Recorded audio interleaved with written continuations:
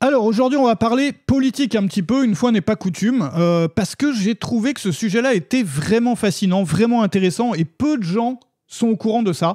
C'est une voie qui naît, enfin une idée politique si tu veux, qui est un peu la synthèse du capitalisme et du marxisme. C'est-à-dire que c'est ni l'un ni l'autre et à mon avis, à mon sens, ça apporte des solutions, des belles solutions, même des solutions qui sont vraiment plus humaines, plus belles, plus justes aussi, mais qui pour autant ne sont pas basées sur la force, sur l'usage de la force. Tu sais que le gros problème du marxisme, moi je peux en parler, j'ai vécu dans plusieurs pays qui ont été communistes autrefois, j'ai vu les ravages que ça a fait. Bon, tous les marxistes ne sont pas communistes et tous les communistes ne regrettent pas les régimes communistes d'antan, mais intrinsèquement dans le marxisme, tu as l'usage de la force, étant donné que tu peux pas, il y a toujours quelqu'un avec un flingue à un moment, parce que tu peux pas forcer une partie de la population à faire quelque chose pour une autre partie, c'est-à-dire redistribuer les richesses, ça peut se faire qu'en forçant les gens, et donc il y a toujours un rapport à l'autorité ou une utilisation de l'autorité qui est assez problématique dans tous les courants qui sont déviés ou basés qui ont dévié du marxisme ou qui sont basés dessus.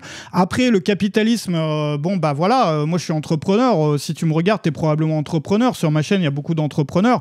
Aujourd'hui, la plupart des entrepreneurs ne croient même plus au capitalisme alors qu'ils sont eux-mêmes entrepreneurs, parce qu'ils se retrouvent aujourd'hui, il suffit de regarder les chiffres, les entrepreneurs, même ceux qui ont eu un succès énorme, je te parle pas de quelques milliardaires, mais même ceux qui ont eu un succès énorme, ils font pas partie des gagnants du capitalisme aujourd'hui. Ils se font marcher sur les pieds par le capitalisme et il y a aussi le problème de concentration, c'est-à-dire ce qu'on voit par exemple sur le web, où au lieu d'avoir toute une variété de services pour faire une chose ou pour faire une autre chose, t'as un gros qui absorbe tout. Je veux dire comme Amazon qui a absorbé tellement de sites d'e-commerce, comme aujourd'hui les centres-villes en Europe qui ne ressemblent plus à rien. Enfin, ça ressemble plus à rien. Avant, il y avait des petites boutiques et tout, indépendantes, machin et tout. Aujourd'hui, c'est les mêmes marques partout. Enfin, le truc est devenu complètement glauque.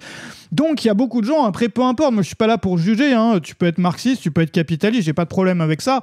Moi je te parle de moi, moi je sais pas, les problèmes, les choses problématiques que je vois là-dedans. Et comme beaucoup de gens, j'étais un peu désabusé, c'est-à-dire je me dis ouais finalement il y a aucune solution nulle part et tout ce qu'on propose aux gens ou tout ce que moi je sais même pas aujourd'hui pour qui voter parce qu'il y a rien qui me parle moi dans tout ça. Bref, donc il y a une solution qui existe et c'est une solution qui c'est une troisième voie, on peut appeler ça comme ça, qui bizarrement, tu vas voir, c'est très bizarre. L'origine du truc est extrêmement bizarre et pourtant ça colle exactement avec l'idée que j'avais d'une belle économie finalement, de la façon dont un pays, de la façon de fonctionner d'un pays qui peut vraiment rendre les gens heureux, parce que j'ai vécu dans des pays dans lesquels une bonne partie de la population vivait comme ça. Donc on parle de ça, je te montre ça juste avant de commencer. Si tu es entrepreneur, je t'ai préparé une leçon dans la description qui va te donner ma méthode d'organisation. Alors c'est pour les gens qui sont intéressés par l'efficacité radicale. Moi c'est ce qui me permet de faire une vidéo par jour sur YouTube aujourd'hui, ce qui me permet de faire une leçon par jour sur Web Marketing Junkie, d'avoir créé une formation par semaine pendant des années. Tu vas apprendre en fait à créer ton plan de semaine. Donc il y a un plan de création, plan de diffusion. Plan de diffusion, c'est ce que les gens voient, ton audience, si t'es créateur. Plan de création qui va être structuré d'une façon complètement différente, c'est comment tu t'organises pour créer. Et si tu suis cette leçon, ça peut complètement changer ta façon de travailler. Beaucoup de gens sont capables de multiplier par 2 ou par 3 leur rythme de publication, sans travailler plus, même en travaillant moins la plupart du temps, sans utiliser la force ni la motivation, juste en étant bien organisé. Donc normalement, ça c'est une leçon qui est réservée aux membres de Web Marketing Junkie, donc aux membres payants, mais tu peux y accéder gratuitement en ce moment dans la description, donc n'hésite pas si ça peut t'aider. Alors, cette fameuse idée-là, c'est quoi ? Je vais te montrer Wikipédia. Alors, Wikipédia, ça s'appelle le distributionnisme. Le distributionnisme, c'est, on le voit ici, une troisième voie entre... Je vais peut-être zoomer. Attends, je vais zoomer un petit peu pour que tu puisses voir, parce que sinon, on va rien voir du tout. Voilà.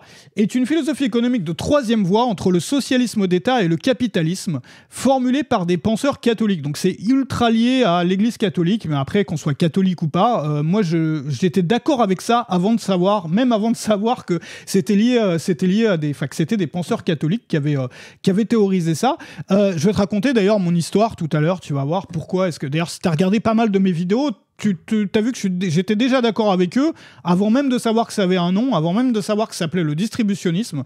Voilà, ça met juste un nom sur les choses en fait. Alors, qu'est-ce que le distributisme ou distributionnisme ? C'est, d'après le distributisme, la propriété des moyens de production devrait être aussi répandue que possible dans la population, plutôt que d'être centralisé sous le contrôle de quelques bureaucrates, comme dans le marxisme, ou de quelques riches individus, comme dans le capitalisme. Donc, c'est basé sur comment dire, il y a Chesterton, qui est l'un des penseurs important du distributisme, qui dit, citation de Chesterton, « Trop de capitalisme ne signifie pas trop de capitalistes, mais pas assez ». On continue. Le distributisme se distingue par la distribution de la propriété, à ne pas confondre avec la redistribution des richesses. Et en fait, l'idée, c'est quoi? Tu peux lire la page Wikipédia, je vais pas te lire du Wikipédia pendant tout le truc. Bon, l'idée, c'est quoi? C'est, moi, ce que j'ai toujours défendu, en fait, c'est-à-dire le petit commerce, le petit artisanat, c'est-à-dire des trucs dans lesquels tu te réalises, parce que le but, c'est de faire vivre ta famille, de faire un truc qui est accomplissant. T'es pas là seulement pour avoir du pouvoir sur les autres, pour être le meilleur, pour impressionner tout le monde. Non, t'es là pour t'accomplir dans ton travail, et le travail est intergénérationnel. Bon, dans le cas du distributisme, c'est-à-dire, moi j'avais vu ça notamment au Cambodge où j'ai habité, où tu avais que 20% de la population qui était salariée à l'époque, donc c'est pas les gens les plus riches de la Terre, hein, c'est même un pays pauvre, mais si on pouvait faire ça d'une façon... Tu vois, dans un pays où les gens sont pas pauvres, en fait, de toute façon, est-ce que tout le monde soit pas pauvre, en fait? Enfin, tu vois, parce que la pauvreté, elle est due à l'histoire du pays. Enfin, c'est toute une histoire. Je vais pas te faire toute une vidéo sur le Cambodge. Mais ce que je veux dire par là, c'est que tu avais des familles de commerçants qui avaient le magasin dans lequel toute la famille travaillait. Et voilà, c'était leur magasin à eux, c'était leur projet à eux, c'était leur bébé à eux. Tu avais des ateliers d'artisans, donc des familles d'artisans, où tout le monde travaillait en famille. Tu avais des fermes familiales, comme on en voit de moins en moins ici, parce que les jeunes, ils reprennent plus les fermes. Parce que malheureusement, tu gagnes plus rien avec ça. Tu vois, c'est dû au capitalisme aussi. Tu vois, la concentration, comme j'en parlais tout à l'heure pour Amazon, c'est bien dommage. Et en fait, ça, c'est un modèle de société qui met en valeur la petite entreprise, mais pas la petite, tu vois, la petite entreprise familiale. Il y a cette idée que si quelque chose peut être fait à un échelon inférieur, il ne devrait pas être fait par l'échelon d'au-dessus. C'est-à-dire, il ne devrait pas être fait par l'État, il ne devrait pas être fait par des grosses structures, il devrait être fait par des unités de travail familiales, si tu veux, indépendantes et autonomes. Tu vois, c'est-à-dire, c'est du micro-capitalisme, on pourrait appeler ça. Mais quelque chose qui finalement, regarde, les gens sont quand même beaucoup plus accomplis quand ils ont leur propre métier. T'as ton métier, tu le fais en famille, t'es avec les gens que tu aimes pendant la journée. Tu côtoies les gens que tu aimes le plus.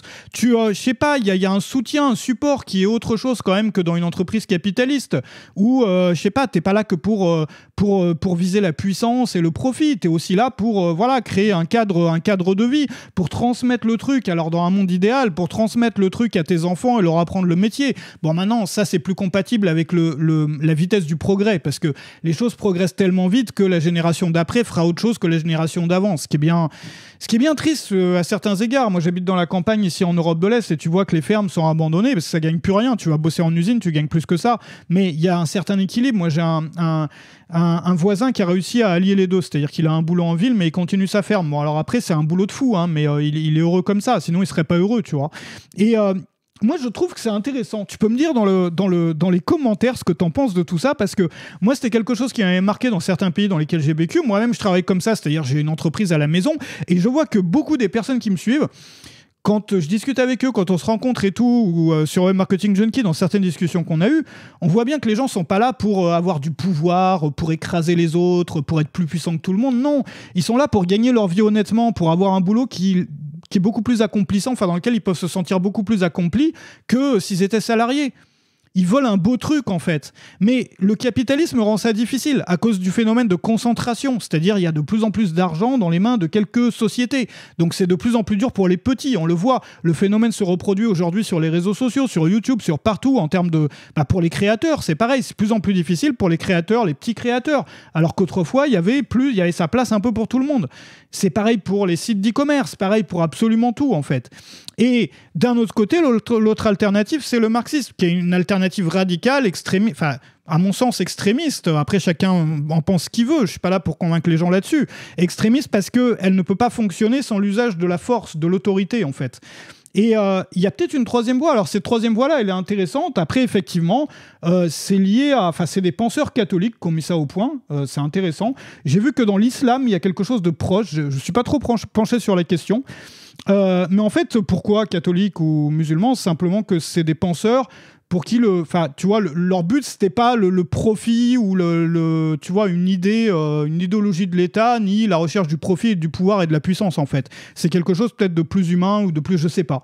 Voilà, moi j'ai pas d'idée là-dessus. Enfin, si j'ai une idée, je trouve ça beau. Mais j'ai pas d'idée particulière sur les penseurs ou les gens qui ont théorisé ça, parce que moi j'étais déjà d'accord avec ça sans savoir que ça existait, tu vois. C'est-à-dire j'en ai même parlé dans pas mal de vidéos, alors que je savais même pas que ça s'appelait comme ça, je savais même pas qu'il y avait des penseurs qui avaient, tu vois, qui avaient écrit des livres là-dessus, quoi. Donc il y a peut-être un truc à regarder de ce côté-là. En tout cas, moi je trouve que, tu vois, on n'a pas besoin non plus de changer le monde, de changer le pays, de rêver d'une utopie. Mais vivre comme ça, c'est probablement la plus belle des vies qu'on puisse avoir, c'est-à-dire au niveau personnel ou au niveau familial, tu vois. De créer une vie comme ça avec un métier que tu aimes, tu vois, c'est-à-dire non seulement qui te permet de vivre et de bien vivre, de vivre correctement, de faire vivre ta famille, mais en même temps qui te permet de t'accomplir. Un truc, tu te lèves le matin, tu as envie de le faire et que tu fasses ça avec des gens que tu aimes, que ça soit tes collaborateurs, tes partenaires, que ça soit tes clients, ton audience en fait. Tu fais ça dans un milieu sain en fait, comme un artisan qui a son atelier, qui est passionné tous les matins, tu vois, il s'y met, il est passionné, il discute avec ses clients, il est à fond dans le truc et tout. Comme, je sais pas, une ferme familiale dans laquelle les gens sont épanouis. Ça, c'est de plus en plus dur parce que le métier est dur aujourd'hui, tu gagnes plus rien. Mais bon, voilà. Sur le web, aujourd'hui, on peut faire ça. En plus, on a la mobilité géographique. Voilà. Donc moi, ça m'a fait penser à tout ça. Alors, dis-moi dans les commentaires ce que tu penses de ça, surtout sur le fait de viser un mode de vie qui te rend vraiment heureux et qui s'autofinance, plutôt que viser le pouvoir sur les autres, le fait d'écraser tout le monde ou de montrer qu'on est plus important que tout le monde et tout. Est-ce que toi, ça résonne avec toi ou pas? Je sais pas, parce qu'en fait, ça peut s'appliquer à des, je sais pas, à une façon de vivre, à une façon de bosser, à une façon de travailler, tu vois, sans vouloir forcément changer le monde, partir dans des utopies et tout. Je sais pas ce que t'en penses. Dis-le-moi dans les commentaires. En attendant, je t'ai préparé dans la description ma méthode d'organisation radicale pour les créateurs, pour apprendre à créer autant de contenu que j'en fais moi, ou même beaucoup plus, parce que moi je bosse qu'à mi-temps, donc tu peux en faire même beaucoup plus que ça. La méthode d'efficacité radicale, donc qui m'a permis de créer 400 formations, plus de 400 formations en travaillant à temps partiel, qui me permet aujourd'hui de créer toutes ces vidéos pour YouTube, une tous les jours, de créer une leçon par jour pour les membres de Web Marketing Junkie, de créer tout ça. Donc il faut vraiment que tu apprennes ça. Ça, c'est la chose la plus importante, quoi. C'est plus important que tous les systèmes marketing, que tout, en fait. Et souvent, les gens ont été déformés par le salariat, c'est-à-dire que la façon dont on s'organise quand on est salarié, ou à l'école, ou à l'université, n'a rien à voir avec la façon dont il faut s'organiser quand on est créateur, quand on crée du contenu, quand notre métier, c'est de créer du contenu. Il y a des techniques et des méthodes qui existent. Je te les montre dans la description.